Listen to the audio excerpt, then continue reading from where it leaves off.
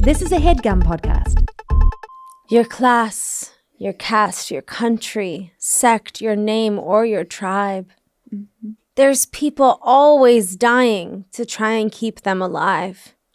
There are bodies decomposing in containers tonight in an abandoned building where the squatters made a mural of a Mexican girl with 15 cans of spray paint in a chemical swirl. She's standing in the ashes at the end of the world, 4 winds blowing through her hair. But when Great Satan's gone, okay, the whore of Babylon, controversial, she just can't sustain the pressure where she's placed. She caves. That's intense. Yeah, what the fuck is he talking about there? That is 4 Winds by Bright Eyes. Yeah. And I kind of enjoy moving forward doing all of these songs spoken word because it really allows us to kind of get into the lyrics there. You know, it really allows us to sort of get into the mind, the psyche of Connor and see what was going on. A lot of images going through Connor's mind at this time. A lot of imagery, you know, we're dealing with a lot of big themes. He's got themes on the brain. Themes. Are they going to connect before the end of the song? We don't know. We don't really know. Well, just to give you flash forward to the end of the song. Yeah, where does he land? He lands well, I went back by rented Cadillac and company jet, like a newly orphaned refugee retracing my steps, all the way to Casadega to commune with the dead. They said, you better look alive. Ha Okay.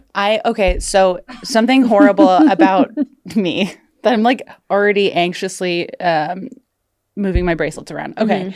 I really loved that album. It's called Casadega. And then last year, because that's like a spiritual community in Central Florida. And then last year I like spent 4 months making a whole like podcast about that community because I had like learned about it through Mr. Connor, who by reading the lyrics, I'm not convinced he spent more than 3 hours there, but because of him, I went and spent a bunch of time talking to like old people who talk to ghosts. Do they like it down there? They love it down there, for better and for worse. Okay, well, I am gonna get back to this in a second, but I do. I need to. You know, this is a professional podcast, it's so true, I need to go back. True. Okay, so you guys are like, what year is it that we're listening to Bright Eyes? The year is 2010. The album that came out in 2007. So your high school. It was a album of high school. We will say huge, yeah.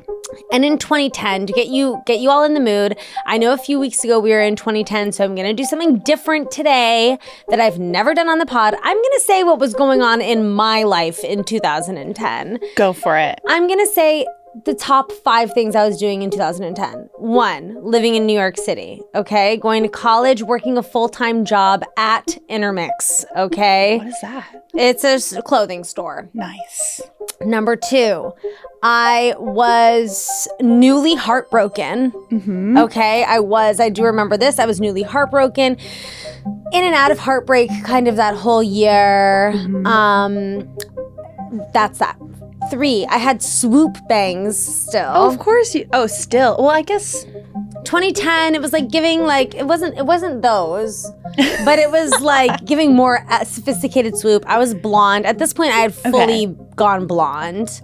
I feel like blondes did get to hang on to the swoop a little bit longer than the rest of us. Perhaps. I feel like they hung in there. 2010 was a year where I got really addicted to buying MAC lipstick. Ooh, okay, I got really into lipstick in 2010. What were your shades? I loved, it still is one of my shades. It's called Snob. It is a baby pink. I actually think I'm wearing Snob when I went to take this photo. Oh, that's a pretty one. Yeah, it's a really pretty shade of pink. I love, I look good because I have pinky undertones to my skin, like a little piglet. So I look good with I look good with like pastel-y shades. Sometimes I try to like fuck around with browns and it just like looks like I kissed shit. So it's like not the best look for me. Yeah, I cannot convincingly pull off many colors on my lips. I don't know what I wonder how much of that boils down to a confidence game, but I've tried for the browns. It's hard. And I look like I'm trying to be someone I'm not. You have a nice like rosy natural lip color. My lips are really pale. But then it's like that does exactly what it needs to do to Yeah. bring out what's already there. It's already there. Yeah. And the last fact that I'm going to say of me in 2010, I was doing shot and beer combos at bars. That was still like a part of my life, like doing like a shot of Jameson and a beer. Now, I hate beer, a little bit about me, okay? I've never liked beer. I don't like how it tastes. I just like, it's always felt stale to me. So I'm pretty sure I just did this because like, I think everyone around me was doing it and it was also really cheap in New York because you could like go to dive bars and you could get like shot and beer for whatever, like $3 or something like that. Okay. That was going on with me in 2010. Now, I was in New York in 2010. Where was my guest in 2010? In Brockton, Massachusetts, a city that I truly cannot remember the name of for about 25 minutes. And who is my fabulous guest today? Jamie Loftus. Hi. Jamie. Thanks for having me on the show. I'm staying in my barber jacket, which like is kind of a Boston. I feel like this is like Boston, Massachusetts. It's giving like wasp, you know? You would blend. You could walk around Newton all day long and thrive. 100%. And everyone would be like, the girl's a native, you know? They would ask you where some horrible like bakery was and you would know. Well, I was in Boston recently. Ooh, what are you doing? I was there with Matt Rogers. Nice. Had a fabulous time. We went to the Cheers bar. Which one? The real one or the tourist one? I don't know. It's a whole thing. It's so the I've been to both. I love the one that says Cheers outside. That is the fake one. Okay. Because there was never a bar named Cheers. Right, until Cheers. So they built the fake one so that fans of the show could go and have a great time and get a shirt. And then the bar that it was based on is in Faneuil Hall. So it's also a tourist bar. But I forget what it's called. Okay, I went to the fake one. Okay. It's awesome. We went there the day Kirstie Alley died. Oh my God. Yes. Were people crying? People were upset. Yeah. And I have to say, smelled like piss and shit. It smelled, we walked into the bar and I was like, this place smells like fucking hell. They actually pipe that in to give you a more authentic experience. Yeah, and they should. Yeah, as they should. Yeah, one of my college jobs was that I would like shit in a bucket and I would bring it over there and they would just kind of slip you a 10. For a second, I was like, you're playing this very straight. I was like, did you really shit in a bucket? I didn't shit in a bucket. I just sold my blood in college. Actually? Yeah. How often did you sell your blood? As often as they would let me, but I was kind of anorexic. So that wasn't like super often because you don't have enough blood. I don't know. But yeah, I would sell my blood in Cambridge. How much does that go for? It's like $75. It was good for me at the time. I mean, that's not bad. If you could do it like, I think I would only really be able to do it once a month, but like $75 was a lot for me at that time. And I was like, oh, I just need to like bleed out in Cambridge. Who knows what they were doing with it? But it was at like a Red Cross. No. No. I was like, do I lie? No, it wasn't. It was at this, I forget what it was called. It was like some science thing. I feel like it's like comparable to participating in a study, except you're selling your blood. I mean, look, it's like blood's blood. You know, what are they going to do? What's the worst they could do with that? I actually don't know. There's a clone of you out there. They're like extracting your stem cells and then like... That would be pretty exciting. I don't know. They didn't seem very discerning. I think they can't extract stem cells from blood though. Can they not? I don't think so. I don't know anything about science. And every time I think about it, I'm like, shut down. I think whatever. I might sound I will sound fucking dumb as shit if I try and hypothesize how to get stem cells. Anyway, yeah. High school. Well, you are such a fascinating person. You're the because you're the only person that I know of in my life that was in Mensa. Yes. Yeah. Not in high school, though. No, thankfully. That was later. Yeah. But obviously in high school, that brain didn't all of a sudden become genius. You know what I'm saying? This has been you've been cultivating her for a long time. Been working on it. But also it's like Mensa's so fake that you're like, it doesn't really actually mean very much. Right. But I was a standardized test girly big time. Really? Loved the stuff. Well, what was the vibe with you in high school? What was your high school like? Were there cliques? What was your vibe? Were you like a theater person? What was going on? I feel so. My high school, Brockton High School, it's really huge and prison looking, and like I think when I was there, it was like 4,000 or 5,000 kids went there. Shit. It was like huge. My parents had been there before me. Like I'm like third generation Brockton, and so it's like so big that 4,000 to 5,000 kids is very large. it was. It was bigger than my college, and I really liked it because I feel like, if I went to a smaller high school, I probably would have gotten bullied pretty badly, especially early on. But it was so like, I talk about this with my friends from high school. I'm like, oh yeah, we were just kind of moving targets. You couldn't really keep track of us long enough to make us a consistent bullying target. Because we were separated into like 4 houses, like Harry Potter, basically. Really? Yeah, you get randomly sorted in 8th grade. There's no hat? There's no transphobic hat, unfortunately. Yeah. But like in 8th grade, it's like a big deal. You get to school at your junior high because there's like 4 junior highs too. And you find out whether you're in red, green, yellow, or azure. For some reason, they didn't say blue. Okay. Yeah. Just like, That also feels kind of homophobic. It feels truly like, I don't know, every once in a while, because Brockton's like a very like low income community. And I feel like every once in a while we try to like spice things up and be like, we know what azure is. Right. Don't second guess. But anyways, I got sorted into azure, which was disastrous for me because all of my friends from junior high were in red and green. And I knew nobody in the Azure building. And that's where you have to I'd want to be everything. in Azure. Azure kids, I will say in retrospect, I feel like I ended up in the right place. Yeah. But it was like brutal at the beginning. So you didn't get to interact with anyone in red or green, green, yellow? Yeah, red, green, and yellow. And you didn't get to interact with any of the red, green, yellow people? You do like have classes with them, but your homeroom and your library and your lunch, most importantly, were all in your building. So like you had to make friends in your building or you'd have no one to eat lunch with and it would be a disaster. Was it like classic cafeteria vibes? Yeah, I always want to do like, and not that I'm qualified to do it, so someone should do some sort of like psychological experiment of like how color influences high schoolers eating lunch, because the kids in yellow were lunatics, fighting all the time. I think because they were in a blindingly yellow room and it was like stressing them out. Wait, it was the color of your school, of the building you were sorted in, was your cafeteria? The cafeteria would be blindingly that color. So your cafeteria was blue? Super blue. And people were kind of mellow there. Huh. Nothing really wild really went down in Azure. I feel like the vibe was like kind of like bookish, mellow kids. Green was like friendly sports kids.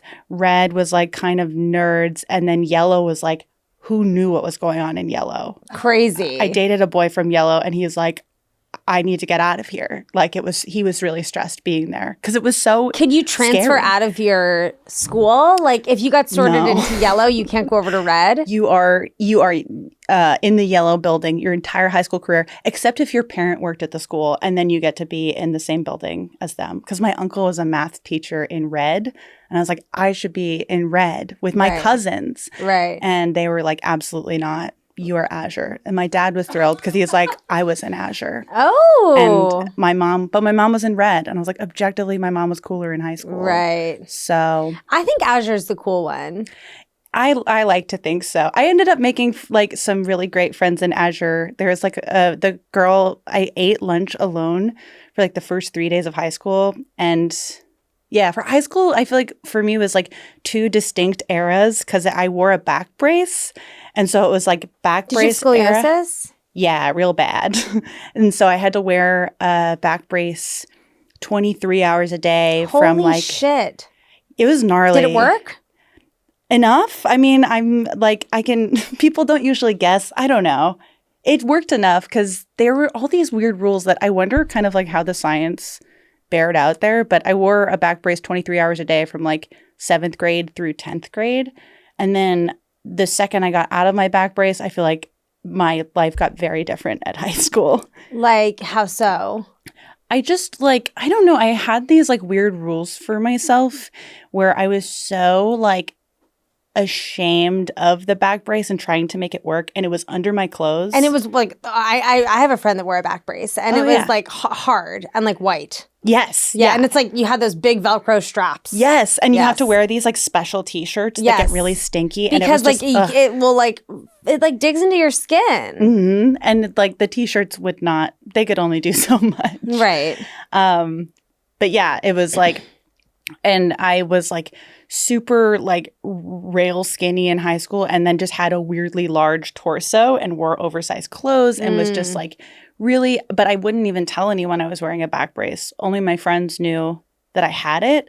And then I had to like take it off to go to school band and go to gym class. And there was like this whole secret operation because even the teachers at my school, they're like, yeah, people are going to bully the shit out of you if they know you wear a back brace. We'll help facilitate. Like, the gym teachers were actually really chill about being like, you know, here's this like whatever. There was like a special place where I would get changed before gym class so that people wouldn't know I had a back, like I had somewhere to put it so that people wouldn't bully me, which was really sweet of them. That is nice. It was nice. And then, but I just like in my head, I was like, well, there's no point in trying to like date anyone or even like have a crush on anyone because no one would like me because I have this. And there was like a rumor about me in 10th grade that I wore a bulletproof vest to school because I was afraid of people. That's actually really like what a wild rumor. I didn't push back on it because I'm like, that is better than the alternative. Yeah. So I'm going to let this rumor kind of fly. Yeah. My geometry class was buzzing with this rumor.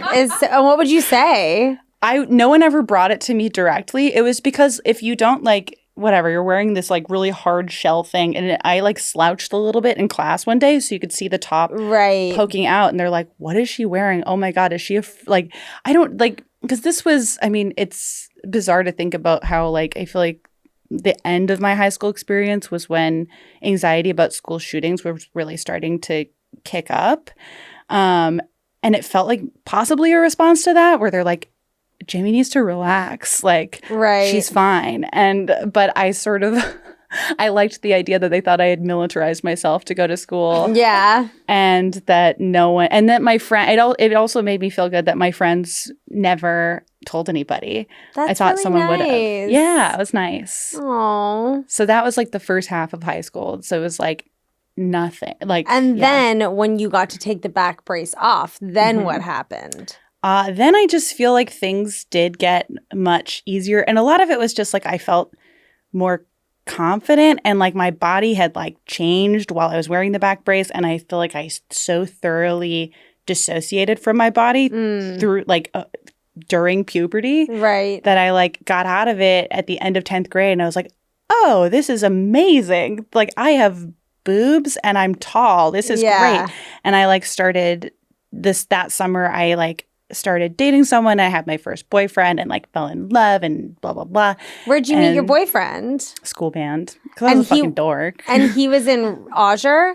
He was in Green, I think. But if you're a senior, you can eat lunch wherever you want. Really? Yeah, that's the privilege is you can move freely. And the trick is by the time you're a senior, you probably just want to eat lunch in Azure like you have your whole life. Right. It feels like. Because it's like, why am I going to go and like do this new thing? Yeah. And like Lois and Yesenia are still in Azure. They're my lunch friends. They're my friends. That's where I'm going to eat. But if you were like dating someone, you could. So I was dating a senior and I was a sophomore, which I was so thrilled about. And he would come from the Green cafeteria to hang out with me in Azure sometimes. I love that. I loved it too. What did you play in band? I played the oboe. Really? Yeah. I love the oboe. Me too. I think it's very underrated. I just went to the Philharmonic, not to brag. How was it? I've never been. It was amazing. They did follow me back on Instagram. So just saying. Incredible. That's that. Yes. It was amazing. Mm-hmm. Their oboes and their harps are red. Ooh, really? Yes. A red oboe. It's really pretty. They're like cherry red. Metaphorical. Yeah. That's amazing. I've never watched that show Mozart in the Jungle because I'm not like fully convinced it exists. People love that show. What is it about? It's about an orchestra and the lead is Mrs. Oboe. That's all I know. I don't know anything about that show. You love that show? I loved it when it was on. People loved that show. Is that right? Good. The lead was Mrs. Oboe? I don't know. Like I think so. Yeah. Like his love interest. Do you still play the oboe? I still have one. I want to start playing it again. Were you good? Yeah, I think like by the end of high school I was good. I wasn't like I like the reason my parents made me do it was like my mom did research because she was like, all right, we're not going to have any money to send you to college. So like what's the orchestra instrument that's most likely to get you a scholarship? And she was like, okay, you're going to play the oboe. And so I just felt like I had to get good enough to get a college scholarship. Did you? I did. You got an oboe scholarship? Yeah, and it was great because I didn't need to play the oboe in college. It was just like that is $5,000 oboe dollars, and then I never had to play again. Oh my God. It worked. I kind of like for the beginning, I like kind of fell in love with it in high school, especially during my back brace years, because I would try to do as many activities as possible that meant I had to have my back brace off to do it. Right. So I would practice a lot and I like did lessons and I was like doing more oboe and dance than I probably would have otherwise because it meant that I had to be out of the back brace. Right. So I got like pretty good in high school. I love that. It was fun. I kind of miss it sometimes. Well, guess what? The oboe's waiting for you at home. Oof, and you can it go sure and is. below in that oboe. I want a red one. That sounds so cool. Were you a good student? Yeah. I mean, I don't know why I'm asking you that. I feel like that's like a given, but I wasn't very cool. Yeah, I was mostly a But loser. like, I don't know. I think that we're conditioned, and I blame everything on Hollyweird. I think we're conditioned by movies to think that like cool kids aren't good students, or we're conditioned to like think that they're this unrealistic thing, which is like, I don't know how to explain it. Like, you didn't get an A on your, like, oh, she's a loser lowlife that's like bad at school. Like, she's a burnout. Yeah. Right. Like, that also isn't real. It's so bizarre. Yeah. Because I feel like, I don't know. There definitely weren't like a ton of cool kids in my classes, but it was like, I feel like there was another hierarchy of like, you know, I never felt, I had like a better high school experience than I did college experience, which I always kind of feel weird about, but like I genuinely enjoyed high school for the most part. Like the back brace was pretty diabolical. But like as you were saying, your high school was big enough that you could almost like be anonymous. You could do almost anything. Yeah. And it also kind of meant that you could like move in and out of social groups pretty easily because just like a lot of people just like did not know each other. And so I would like, I like had like school newspaper friends or like band friends or like drama club friends, and there was some crossover, but not actually really that much. So it felt like you could be different people in different areas. You told them full different life stories about you, and every single pocketed person thought you were a different person. I had 5 birthdays. That's so funny. Did you like party in high school? Not really. No, I wish I had, because I feel like it was later in high school that I realized that like some of the dorky kids were partying and I just didn't know. I hear that a lot. I hear people being like, I had no idea that people were going to parties or like whatever. It was, I like modeled my life so thoroughly on my older cousins who is 2 years older than me. She literally like kind of selected my band boyfriend for me, and she was just like, Jamie, this is Andrew. You will be fingering each other like at the movies. And like I was so like I still like I love her so much. And she I think because she was very protective of me, because she was like, oh, my cousin who's definitely not wearing a bulletproof vest to school. Right. She like very much shepherded me through the first half of high school and protected me. And she was very like didn't do party stuff very much. She's like Right. a black belt in karate. She's very disciplined. Whoa, She's really cool. intense. That was always my dream. Right? I wish I had been pushed to do that instead Me of too. whatever else. We're going to go to a quick break. And when we get back, we're going to talk more about how I wish I did karate.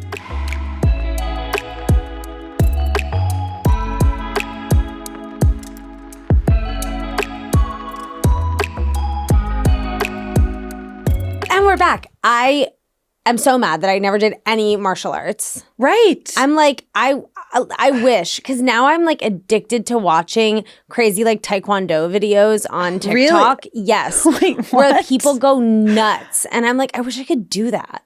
You can still do it though. It's like never too late to do it, right? I don't know.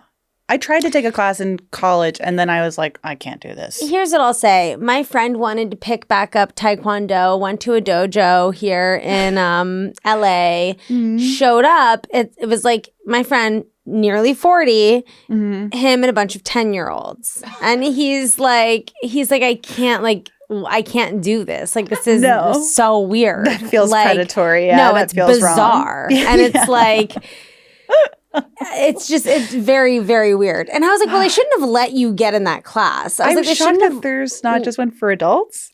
I feel like it's the kind of thing where it's like, I did ballet and like there are so many adult ballet classes. Like you can always find a class that's like, you know, filled with people like us, filled with people that are like, I grew up doing ballet. I just want to come and like do bar and floor for like 2 hours. Yeah. But to me, also ballet is the kind of thing too, where even if you're like later in life, you decide, I want to take a beginning ballet class. There's something less daunting about that almost than like taking a taekwondo class. I feel like it's just like not popular for older people. I wonder, I didn't think of it that way because I haven't like looked into it in years.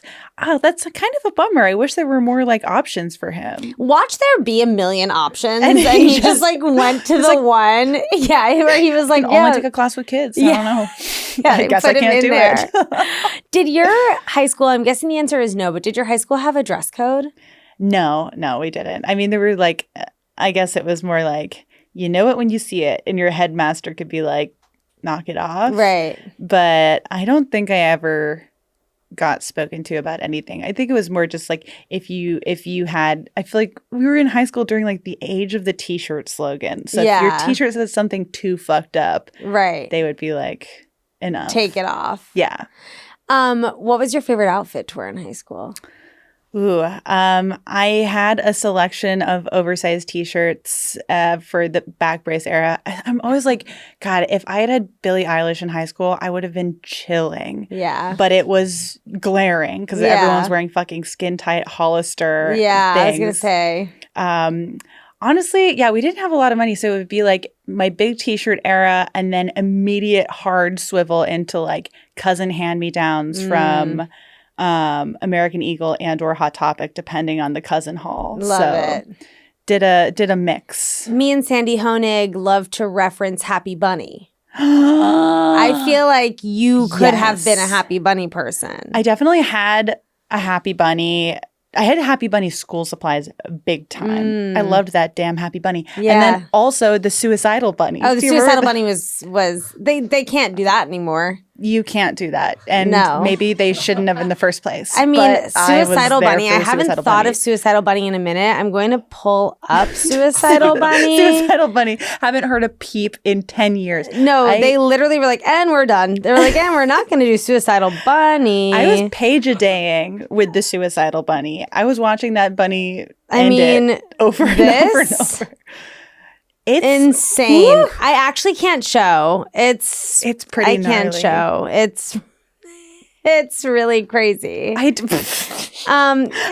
you want, you can Google this part of culture that I think a lot of people would like to forget. Yeah. This one. But I remember that one so clearly. Cheese grater. Oh my God. It's so gnarly. A bunny tossing a brick on its head. The first one that I showed you was really dark. That was elaborate. This one. You always see like right before it happens too, which is really potent. It's really intense. Wow, I feel kind of sick. Yeah, no, I really loved those. Yeah. Were you an E-Bombs World person? I wasn't an E-Bombs. Someone tweeted about this the other day. I was a big girl.com person. Who's that? What's that? GURL.com. I don't know. I don't know if it still exists. This was maybe more middle school than high school, but it was like a website that was clearly run by adults, I think. But it was like that's where I learned about my period and stuff like that. It was a website versus a magazine or a parent or a friend or a guardian. But I feel like I got a lot of bad info because in high school later on, that was like where I'd gotten most of my like sex info of like, you're having sex for the first time. Here's what might happen. Did you have sex with your band boyfriend? No, I did a bunch of stuff with that guy, but sex wasn't one of the things that I did. I lost my virginity right after high school. That's a good age. With a different boyfriend who was so nice, and we're still friends. That's nice. Yeah, it was nice. It's always nice when people are nice. It's really nice when someone's not an absolute cartoon villain. Yeah. I feel like lucky that I like lost my virginity to not a cartoon villain because I don't think I could have emotionally handled it if I had. Yeah, I think that maybe I'm the cartoon villain in some people's minds that lost their virginity to me. That's so cool. Yeah, people are losing their virginities to me, not the other way around. Let's get that so straight. Fucking cool. Did you wait? So you did theater in high school? Yes. Yeah. Were you like the star of the plays? I feel like I did a mix of stuff because it was like I would be in some of the plays, but then in like the spring musical, I was the dance captain. So I like would do choreography and dance for musicals, but then I would act in other stuff. And I also like built sets because I felt more socially comfortable around the kids who built sets. Oh yeah. I mean, they were all so hot at my high school. Really? If you were hot, you built sets. I would not say that of my high school, but I know that I really liked them. Yeah. I felt like all the hot boys were building sets. Both of the guys our high school was also like, there was a lot of like predatory teacher vibes. Really? Yeah. Like, I guess I don't want to call anyone out specifically, but like, yeah, there were certain people that you like knew like this guy has parties I think that was part of the reason I avoided parties because the ones I was invited to like felt wrong. Wait, teachers were having parties at their house and inviting students and they didn't get fired? No, they in fact got promoted. What? It was diabolical. Yeah, I went to like certain parties, but I feel like I don't know, like I think because I had like older cousins and older friends, they would be like, "Oh yeah, don't go to that." And because I was like the baby of my friend group, I kind of just would like listen to them. And then as a result, end up going to many. Well, it sounds like that's a good thing that happened. I'm thrilled I didn't go to those parties. And then I went to like other drama parties that were like just kids and were really fun and like horny. To be clear, all parties in high school should be just kids. It should actually be adults getting mad at you for having parties. Not like throwing the parties at the home that they own, for example. Did they buy like alcohol for kids? I can't say for sure. I never went, but that's very strange. Were they? It's really weird. I mean, I would imagine that there have been people, because I've been doing this podcast for a while now, there has to statistically have been someone on the show whose classmate was in a relationship with a teacher. I mean, the person I'm thinking of for sure. Yeah, that's like a thing. Remember when that was in the news all the time? Yeah. And then I'm like, did that stop? Maybe I just am not as attuned. But there was like a huge sex scandal at my school when I was a freshman. What happened? It was with this man who had been my junior high track coach. Like he was the girls swimming coach and he was the girls track coach at a junior high. And I like did not run track past 8th grade, but he was like, I never had any weird experiences with him. I just was like, he's creepy. I don't like him. And we all seemed on the same page about that. But then it was like with the swim team that he was like doing all, I don't remember specifically, but he like got fired and like taken to court. And yeah, it was like a huge school where like I think stuff like that would sometimes happen, and the communicate, like there were so many of us, like it was hard to know who to avoid, and so you had to like really be locked in with like friends you trusted who would be like, avoid. Terrifying. I'm not making my high school sound very awesome. No, I did like it. I mean, it does sound awesome. I liked getting sorted by colors, and that you played the oboe, and that you also wore a back brace that people thought was a bulletproof vest, Yes. and that you had a sexy boyfriend, and that you had good friends. It sounds like pretty idyllic. I really liked it. I mean, I feel like I got such a wide like range of experiences throughout high school, and it was like I feel like I got like a little taste of cool girl shit on the dance team, and that was like good for my self-esteem, even though I wasn't having that much fun like socially. Yeah, that's like the kind of thing that you do almost to just have social currency, I feel, where you're like, I don't love this job, but I'm going to do it for my bank account. Right. You know? It felt like, because I loved dancing, but the like culture around dancing stressed me out. And I felt like I always had difficulty connecting with cool dance girls. And it was probably entirely a me thing where I'm like, they know I'm a loser. And like, well, yeah, it's like it boils down to like how you feel about yourself. Exactly. Yeah. But I like got that side of stuff, and then I also got to be like a band dork and school newspaper dork and like all the stuff that I like really had a great time with. I like that. It was fun. I liked it. Is there like a story in your mind that really sticks out to you as being like such a quintessential high school story to you? I was thinking about this. I mean, the back brace bulletproof vest thing was very formative. Do you still have your back brace?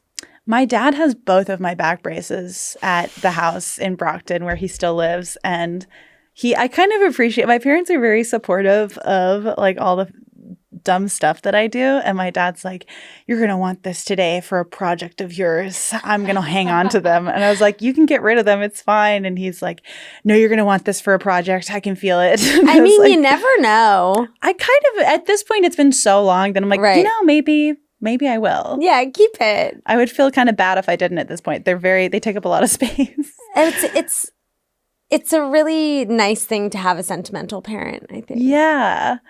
And then I guess for like the other story that always sticks out to me from high school was like I was in one love triangle in high school, and that was really stressful my senior year. Who was in the triangle with you? Me, my boyfriend. I don't know. I'm like, was I evil for that? I don't know. What happened? I started dating my high school boyfriend, or my second high school boyfriend, who I was with for like years and lost my virginity to him and all that stuff.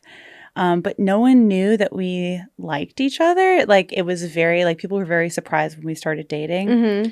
And there was like another girl who he had been on and off with for a long time that I was like sort of friends with, but not really friends with. And then I had one of my really close friends who was like one of the only out boys at our school. And like he had always had kind of a crush on him. And just like when I started dating him, everyone was mad at me. And it was like I lost two of my friends. And then there's this whole, like, I never have gotten closure on this. And I'm afraid to ask because with both of these people, we've since, it doesn't matter. Like we have hung out. It's fine now.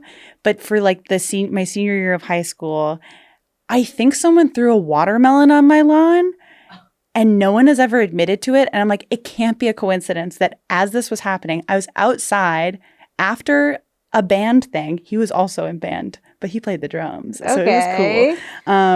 That's hot. A drummer? I think drummers are sexy. I was really into the idea of dating a drummer because before my first boyfriend was Barry Sax, and that was like a bit much. And for those of you that don't know what shorthand Barry Sax is, that's a baritone saxophonist. It's the biggest one. It's the big daddy. It's what you put the butt plug in, right? Greta, he would do this thing when he would like hug me where he would like put his arms around me and then like do this. No, he wasn't playing you like a berry sax. I was his little saxophone. Oh my God. It was, even at the time, I was like, I don't like this. No, This you freaks me say, out. honey, you got to stop that. But then he ended up dumping me when he was in college to practice the saxophone more. And now he's like a saxophone professor. He was like right to do it. Okay, I can support that. I can what the support saxophone that. was. But like sometimes for people that have done this, Yeah. it's like, when you are dating someone, not that this was my experience, but when you're dating someone that's, let's say, I don't know, a soccer player, and they dump you because they want to take soccer more seriously. Yeah. And it's like, babe, you're not going to be a professional soccer player. Be serious. You're not going to be a professional soccer player. You know what I mean? That's why I was so like kind of at first frustrated, but then later felt vindicated. Then I'm like, well, at least he actually did what he was going to do. He did it. And he plays saxophone in Connecticut to this day, and I celebrate that. Love that. But it wasn't him that all the watermelon stuff happened with. That was Yes, it was the second boyfriend. second boyfriend. Well, you should ask them. Did you throw a fucking watermelon on my lawn? Right. Did So you have to clean it up? Of course. I think my dad ended up doing it, but it was like at the time I remember being on IM being like, I think someone just threw a watermelon to my lawn, and because Brockton is Brockton, they're like, that could have also just happened. Like, you don't know. Right. Because it's kind of a chaotic place. But it was right after a band thing that we'd all been at. And my boyfriend and I were like, he was like kissing me in front of my house. And then there was a watermelon that hit the lawn. And I was like, it was them. I know it was them. Yeah, it was them. It was them. But I brought it up once, like, God, I ran into one of these people. They're so lovely. But we like went to a bar here like 5 years ago, and I like soft brought it up, but I didn't commit. I was like, yeah. And like, that was such a wild time. And like, do you remember when there was like a watermelon that was like thrown onto my lawn? And he was just like, yeah. And then Guilty. didn't get more specific. Guilty. I feel like, because also I'm like, we were good friends, and had the situation been reversed, I would have thrown a watermelon with him at someone else's lawn. It was consistent with something would do. Yeah, like you guys, watermelons were the thing to throw. No, it just like because like I was like, yeah, he would be the guy that would be like, we've got to do something about We're this. throwing This will not a stand. watermelon. Yeah, we're going to Shaw's, we're getting a watermelon, we're pooling our resources, and whoever has the strongest arms is going to throw it. Okay, but then what happens if it doesn't break? If it doesn't break, then I feel like that's a Groundhog Day situation. It's just like a big ass watermelon. Free watermelon. Yeah, there you go. Because if it doesn't break, then you're just like, okay, well, that was a flop. Well, I guess I have a snack to eat with my cute boyfriend. There you go. I mean, I will say a watermelon is far more considerate than eggs. Eggs would have sucked. And I think that they wanted to do it really. I have a whole idea in my head of how it went. I'm like, they wanted to do it quick. Right. So you just had to throw one thing. And I think that they wanted me to see them do it. Because I saw a blue car pull away. I'm like, I know. Wait, did he have a blue car? He had a blue car. Oh, we know who threw the watermelon. Why won't he admit it though? Someday I'm going to be like 50 years old, and he's going to be like, This is his chance. This is his chance. You know who you are. You know you threw the watermelon. Reach out to us. We can talk about it. I brought it up to my high school boyfriend at some point, and he didn't remember. He's like, did that happen? You're like, yes, it happened. And then everyone starts gaslighting you that it never happened. Never. Like, no, like watermelon would never, it happened. And he's like, wow, being a teenager is crazy. I was like, come on. It was like that thing, like that, it fucked with my head for so long. I have to say, I think I was maybe a sophomore or a junior. Mm-hmm. And people used to baloney cars. Did you ever see this? No. Done. So you would like take a pack of like Oscar Mayer bologna and it sticks to cars. Uh-huh. Now the rumor about bologna, and I'm not sure if it's true because I never fully saw it happen, was that if you were to do it in the summer and then it would sit on your car's paint, like in the heat, it would peel off the paint. Oh my God. I we baloneyed a car in the winter. It's all coming back to me whose car we baloneyed. It was a boy's car that we baloneyed. Did he have it coming? He did have it coming. Okay. Well, and honestly, he deserved the baloney treatment. But it is really disgusting to have to peel baloney off of your car. Someone egged our house when my sister was in high school. do you know what it was connected to? I don't. My sister would be the one to ask, but I also think it was like during Halloween in DC and where I grew up in Georgetown, it does get pretty rowdy So it on just could have been Halloween, so it random. could have been like rowdy, but I don't know. It feels very targeted. Egging, watermeloning, baloneying. It feels very feels targeted. personal. It does. Yeah. It does feel personal. I definitely took it very personally at the time, and then no one would admit to it, and I felt like I was losing my mind. Well, this is a perfect segue because knock, knock, knock, we are in the high school guidance counselor's office. Hi. And in this section of the show, hello, I am your high school guidance counselor. We get to rectify a wrongdoing of your high school past. Ooh. In this segment of the pod, you can, apologize to someone. You can say fuck you to someone. You can yield this time however you will so that you cleanse yourself of your high school trauma. Okay. I was thinking about this when I was listening to the show this morning. I feel like, if I could do... You can do multiple. We allow multiple too if you want. I was like, I have so many little problems. Honey. There's one that I think is nice and one that I'm like, that was kind of evil of me, but also I think it's funny. Okay.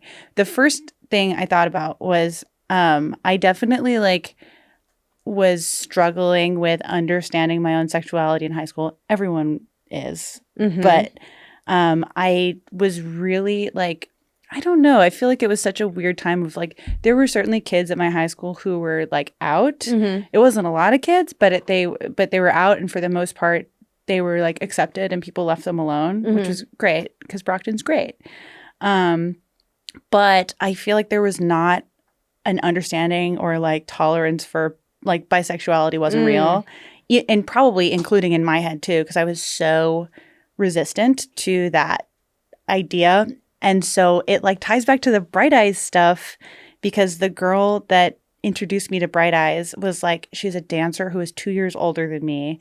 And I was I didn't even understand. I was I felt so strongly about her, which I also have felt about female friends too, of just oh, you're an all-consuming friend. But I definitely had feelings for her and didn't understand it. And I just wish that I had I wish I had talked about it with anybody. I don't think it would have been realistic for me to ever talk about it with her, because I was Carissa. Yeah. She is and we would do these things together sometimes where it was she's I'm doing a photography project. Will you be my model? Let's go to the woods. And I have a dress. I want you to wear the dress. It's very intimate. We would do very intimate friendship things. And then she showed me Bright Eyes, and we would talk about boys, but it was in this weird way. And I don't know. It was in retrospect, it was very sweet. And I just wish that I had felt comfortable enough with myself to bring it up with literally anybody. Yeah. Because I think it would have probably fast tracked me understanding myself a little better. But also it gives me a forever. There was a time because I was I would have been a sophomore. But she was nice. She was also this beautiful, cool girl who was really nice to me even when I had a back brace. And so I was just I love Carissa. She's amazing. And she was oh, there's a Bright Eyes concert at Lupo's Heartbreak Hotel in Rhode Island tonight. We're going. You should come. And she didn't know that I couldn't drive, or I had no way to get anywhere. Right. And so the closest I came to ever telling anybody was I went to my dad. And I was I need to go to Providence tonight to go to a concert. I'm not 16, so it was a 16-plus show, or you had to bring a parent. And I was I need you to come to this concert and drive me there, and then pretend you don't know me, because I need to see someone there, and it's important. And I didn't really do stuff like that, and I didn't ask my parents for very much. And so my dad was why is it important? I was it's just really important. And he did it, and he like brought me. Did he stay for the concert? He did. And there was this band called the Felice Brothers that opened, and my dad's a Felice Brothers fan to this day. It's like a concert from 15 years ago. So funny and sweet. Yeah. And I didn't even fully understand that I like had a huge crush on this girl, but I was like, if I don't go to this concert. Right, like it's do or die. Yeah. And How far away is that drive? Because I'm so bad at geography. It's like about an hour. It was like, it definitely fucked his day up. I mean, that's substantial for a teen. Yeah, it felt really far. And then I was sort of like, well, I could lie and just like take the train. But I was kind of scared because I hadn't spent time in Providence. Yeah. And I was like telling Carissa that I don't know how to get there is not an option. It won't happen. So I asked my dad, and he was really cool about it. And I don't think she ever knew that he was there. And so I like got to stand in the front with her, and my dad also was like, you don't have to wear your back brace tonight to go to Bright Eyes. Oh my and I was God. like, your dad sounds really great. He's the best. Shout out to good dads. That's so sweet. I know. I just wish I had been able to like understand it myself or like talk to people about it. I think that like bisexuality still, I was having this conversation on Friday night about how like I still think bisexuality is something that is still like not really accepted. And I also understand that like saying bisexuality is also acknowledging gender as a binary, which is like a whole other conversation. But like I remember a toxic, inheritance of going to high school in the early aughts, in that like girls could be bisexual but boys like could not be bisexual, because girls could be bisexual, but if you were a boy and you were bisexual, you were just gay. And like I was saying that I still am like that shit is like so it was so a part of culture then, right? And like if you were and it's like the binary aspect of it is so like of the era too. But like if you were a girl who was bisexual, it was only okay because like straight guys can like fetishize you, and it's like hot when two girls make out. Yeah. And then they would like, I feel like for girls, they would round it down where they're like, well, you're not actually bisexual. It's just like something that you're like, whatever. That you're doing for attention. Exactly. I mean, my last boyfriend did not believe that I was bisexual. Like it was just like, it's still like a thing that I think people. Bisexual erasure. I struggle with it. Real. It's real. It's a real thing. Tevi, do we have a classmates corner today? We do. Would you like to read it to us? I will. Tevi. Yeah. Did you, when you went to high school, did you feel that were there out people in your high school? A couple. I went to a huge school. I had like 1,300 kids in my graduating senior class. Both of you guys went to huge schools. Did you have houses or were you just blended? No. Well, so when I went to school, Plano, the city I'm from, is so big that freshman, sophomore year was its own school, and senior year was another school. Whoa. And there were like a bunch of them. There were 3 senior highs in Plano. So like you only went to school with juniors. But then your grade or the one below you. That's wild. Mm-hmm. Was that like good? Was that net positive or was that I think so. Okay. I think so. But the friends you made as a freshman, and they were sophomores, or sometimes you're in the same grade, they might go off to another school, and you wouldn't go to school with them and then anymore. You couldn't be sucking and fucking seniors when you were a freshman. I wasn't doing that, but damn, I guess you that's couldn't even true. meet them. I mean, I guess you could meet them like in town. We had friends at the other senior Did highs. you have big parties? Yeah, I didn't drink though. Yeah, because you were terrified and you were a good girl. Yes. Can you read us the classmate corner now? Sure. I'd love to.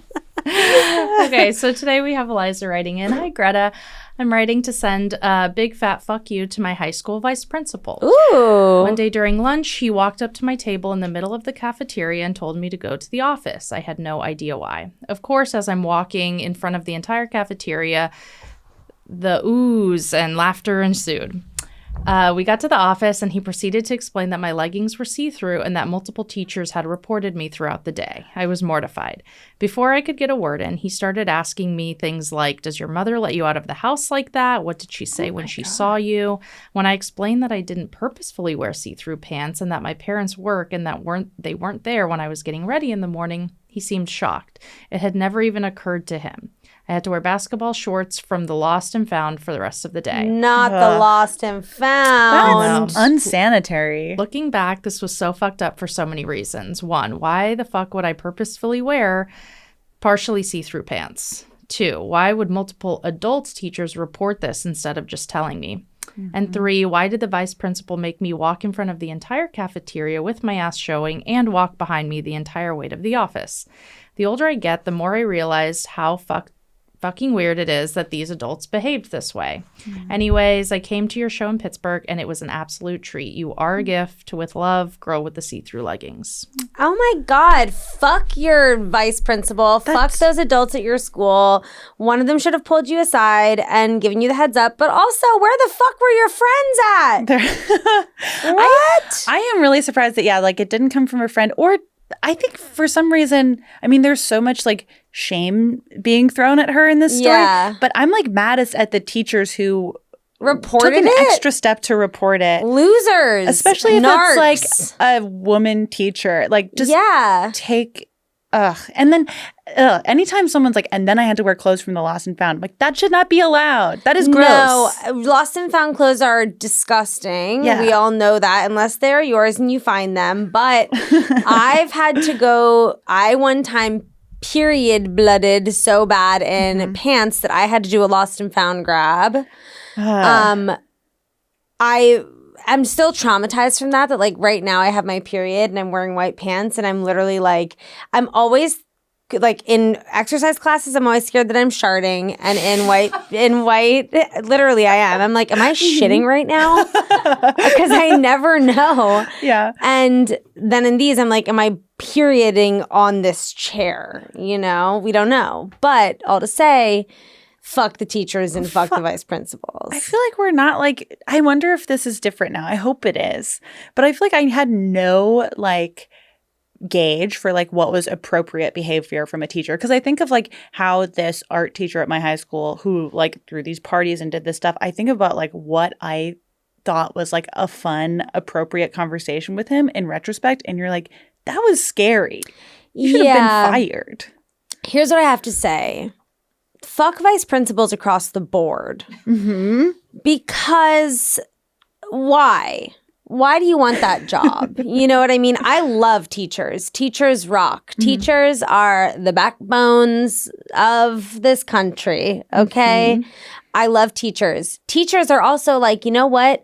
I'm going to come in here. I'm going to teach my thing. I'm going to impact these kids with my thing. And that's what I'm going to do. Vice principals, it's you're not the principal.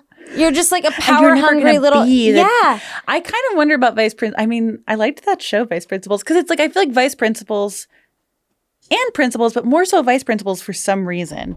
It's they didn't even want to talk to kids. No, they're They're anti-kids. Yeah. The vice principal is always mean. The vice principal is... Because the vice principal has to be the bad guy. And the principal has to be... It's it's classic. Exactly. But I'm every time our assistant headmaster would be rude to you, you're just where is this coming from? Is this you? Or is this has this come down from the headmaster or the principal? I just feel vice principals were so traumatized and tormented in their high school past that who knows? But you know what? If you're a vice principal and you're listening to this podcast, that means you're cool. And I don't say fuck you to you. You are an awesome person doing the good Lord's work. How do you do it? My cousin was a vice principal at her elementary school for a year and she hated it. She was I do not want to be a vice principal, but I'm going to say yes to this job opportunity. But she did not. Because when you do vice principal shit, you actually have to do a lot of like fundraising and stuff like that, which is like, I think why we feel that they want nothing to do with the kids, because they're actually dealing with trying to like get more administrative, like it's all like paper pushing kind of stuff, but you have to be around kids that hate you all the time, which does sound unpleasant. Yeah, it does. Just like stay in your office then. Yeah. I don't know. Something about around the halls. A teacher with a ton of ambition to become an administrator. I'm just like, I'm because I have a ton of friends who are teachers. My whole family is teachers, but I'm like, what? None of them have ever been like, let me be an administrator. Yeah. I don't know. Who knows? The mysteries, honestly, they are the most mysterious. What do you want me to do? They should write in. Oh, they should write in. Yeah. Listen to that. That's the voice of God on this podcast telling you to write in. If you could go back in time and give your high school self any advice, what would it be? I would say don't do the National Honor Society thing. It's not worth it. Was it stressful? No, it was that I ended up looking like a huge hypocrite in high school in a way that people I did this. I was like in charge of the school newspaper, which was not a big deal because no one wanted to do it. And we only had 2 issues a year and there were 3 kids. Really? Yeah. So it was just like me, Mr. Zakowitz, and then like 2 random people that I would enlist to write the whole newspaper with me. Oh my God. And so when I was like a sophomore, I wrote this like editorial to fill space that was like, National Honor Society is elitist bullshit. I hate it, blah, blah, blah. And then the next year I got into National Honor Society and everyone was like, is what it about elitist that? bullshit? And then I became the vice president of National Honor Society my senior year. And they're like, biggest bitch in the world. Like, so I caught some shit for that and I deserved it. And I should have just stuck to my guns and been cool and not joined National Honor Society. No, I think National Honor Society is cool. But I will say when I see those fucking bumper stickers that are like, my child is on honor roll or in the National Honor Society, I seriously want to roll down the window and be like, who cares? And also, you just put that on your car for the rest of the time you have it. What if they get kicked off? Then what? You know what I mean? I guess I'm curious, like, if any kids whose parents had those bumper stickers were like, woohoo, I love that my dad did this. Like, I would not love that. I mean, I would just, to me, I would feel pressure to make sure I stayed on it. Because I'd be like, Mom popped this on the Volvo. I have to, like, continue performing. It feels like kind of an intense parent move. Like, be proud of your kid for whatever they do. But, like, if you're putting it in your car for everyone to see, I'm like, oh, it's really important to them. Remember when like people would say about tattoos, like, would you ever put a bumper sticker on a Porsche? Oh. Like to like why you get tattoos or whatever. Your body is the Porsche. Yeah. I'm like, honey, my body is a fucking used car. Yeah. I'm like, I'm working with Corolla shit at best. Like, I might as well do whatever. I'm like, the exterior looks good. The interior is functioning terribly. That's what's happening. Exactly. Did you go to your senior prom?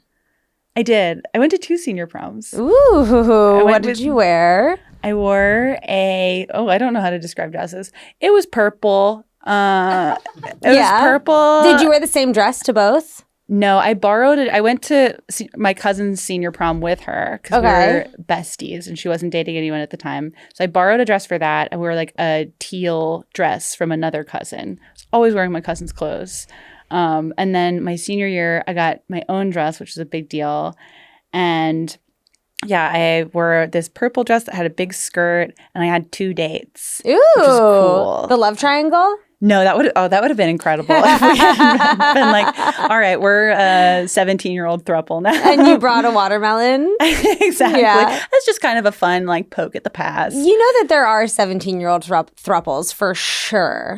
For sure and I mean, I didn't know them. I wasn't, again, I'm like, I'm sure this was happening. I just wasn't invited. There are probably more poly teens now than ever before. It's true. And I'm jealous. I wish. I mean, I feel like I wish I were a poly teen. Exactly. I feel like it would have made your life. I don't know if it would have made I guess it depends on the person. Being poly as a teen, to me, is kind of the only way to do it. Exactly, because then it's like you're doing the same things you would be doing, but people are communicating and no one's mad. And people won't be mad. That's exactly right. Yeah. Wow. If any teens are listening to this, be poly. You know, that's my biggest takeaway from today's episode. You know what my high school advice to myself would be? Be poly. Be poly. Be poly. That would be, yeah. Be poly. And then just like chill out a little. Yeah, You're relax. Fine. Yeah. Be a relaxed, pot-smoking, polyamorous princess. Ugh, it'd be so fucking cool. The quad P's. Mm-hmm. Wait, is that my last question? Oh my God. I guess my last question of the episode is, did you have a senior superlative? I did. What was it? It was best dancer. Pop, lock, and drop it. What was your like signature style? I did like tap ballet and jazz my whole life, but in high school it was like the dance team because we had a huge football was big at my school. It was like the only thing we kind of had really going for us. It was like football and arts. And so we had huge halftime shows and there was a dance team that we would do like Rockette style high kick stuff. Oh my God. So me and my best friend Jade, we were the kickers. I love the name Jade. Ugh, she's still the fucking coolest person in the world. She's so awesome. So it's like Rockette style jazz dancing you guys did? Yeah. Was it sexual? It was. We were totally covered because it was only in football season, so like the winter. But yeah, there was some real like, especially as the years went on and we got younger choreographers, it was like we were allowed to turn around and really like move kind of slowly.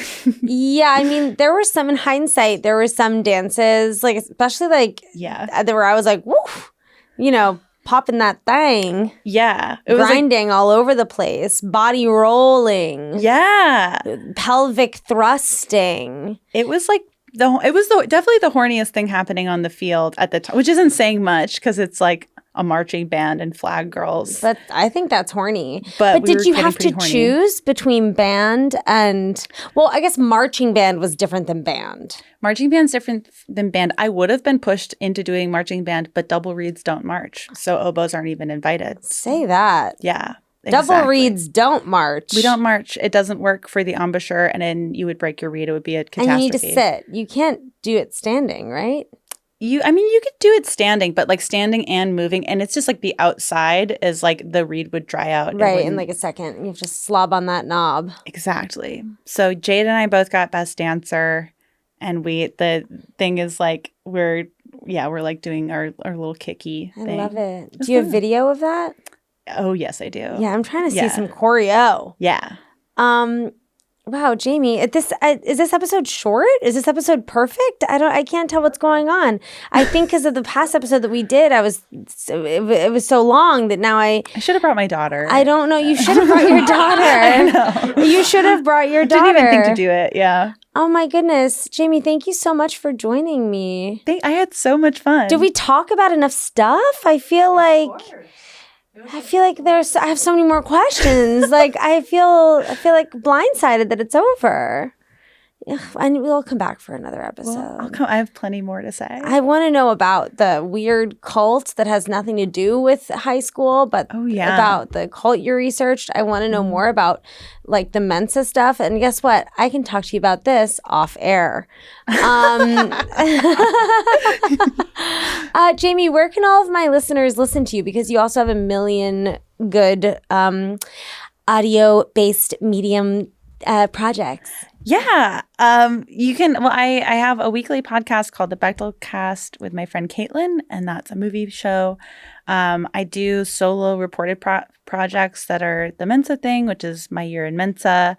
And then the other one that I did most recently is called Ghost Church, about that community, Casadega. There's other ones too. And then I have my first book is called Raw Dog, and that comes out in May, and it's about the history of hot dogs. Well, I love hot dogs. Really? Wait, do you have a favorite? What's your favorite spot here for hot dogs? I don't have a favorite spot here for hot dogs. Okay. I have there's a brand of hot dogs that I like in Pennsylvania that we get. It's from a butcher. It's from a German butcher shop in Germantown. Cool. I love these hot dogs. I dream about these hot dogs. I like my hot dogs burnt. Same. With ketchup and mustard. And if I'm feeling freaky deaky, I will do relish, but that's only if I'm really feeling freaky. I love a chopped onion on my dog too if I'm also feeling freaky. But the thing is, I only allow myself to have hot dogs like twice a year at this point. Okay. Because as a child, my favorite meal was macaroni and cheese with cut up hot dogs. Oh, it's so good. And I'll dream about her, and I dream about me, and I dream about us together again one day. But I'm not there yet, you know? Well, when the time comes and you need a recommendation, I don't want you to What's the best hot dog place in blow LA? it. Well, there's a lot of good hot dog places. I really like Tommy's. Okay. Tommy's classic burger hot dog spot. If you like chili dogs, that's definitely the place to go. But honestly, it's like if you're gonna do it, I feel like it's mostly like the independently owned stands that are like outside of the Staples Center like and Dodger Stadium. Yeah, the best. Love those. But not the Dodger dogs they Sonora have at Dodger dogs? Stadium. Sonoran dogs are amazing, Love a especially Sonora dog. in Arizona. Yes, they are. Yeah, they're so fucking good. Wrap me up in bacon. So put good. some mayo on me. And the bun. Sonora dog, that big ass bun. Your hot dog's just resting and I it's know. toasted. I love it so much. So good. I love a Sonora dog. I did. Yep. I spent a lot of time in Arizona. Love a Sonora dog. Really? Yes, Reveal. I did. Well, it's not a reveal. All the listeners on this podcast are like, Greta, stop saying the same thing every single episode. I just did my freshman year of college at Arizona. Oh. So I had a lot of those hot dogs, and they're very good. They're so fucking good. Well, everyone go buy Raw Dog. That sounds very interesting and good. And we support hot dogs across the board. It's true. They aren't gross. They're actually really good. They're really good. And and why not both? They can be a little gross. You know, here's what I have to say. If you're going to eat sausage, eat a hot dog. Yeah. Grow up. Don't grind be it to a some paste. like sausage elitist. Grind it to a paste. You A don't need the wiener's texture. a wiener, honey. Sucking on a chili dog. Okay, I'm going to stop. Thank you all so much for listening to my podcast. I realized I have not been plugging all of the shit I need to plug. So, listen up, buttercups. I'm going to be coming to Washington, D.C. March 3rd and 4th as a part of the Kennedy Center Cabaret Festival. I then will be doing 3 shows at the Elysian Theater here in Los Angeles the last 3 Tuesdays of March. Okay? That's very specific. You're not going to remember that. But please, for the love of Christ, buy tickets. I need you. I need you more than you need me, actually. I need you. So there's that. And then I will be back in DC in mid-April. Oh, and if you're in London, come and see me. Please come and see me if you're in London, February 16, 17, 18. I will literally autograph a t-shirt for you if you come. And that will be worth something one day. Not right now, but it will be later. Okay, so you're going to want to hang on to that. Yeah, okay. We're going to link all of this below this Instagram post. No, we're going to link all of this in the description of this podcast. And I'm going to also link it because this year is my year of shamelessly self-promoting. I like that. In self-promoting, out shame. Okay. On that note, stay cool, never change. Until next time, ciao. That was a Headgum podcast.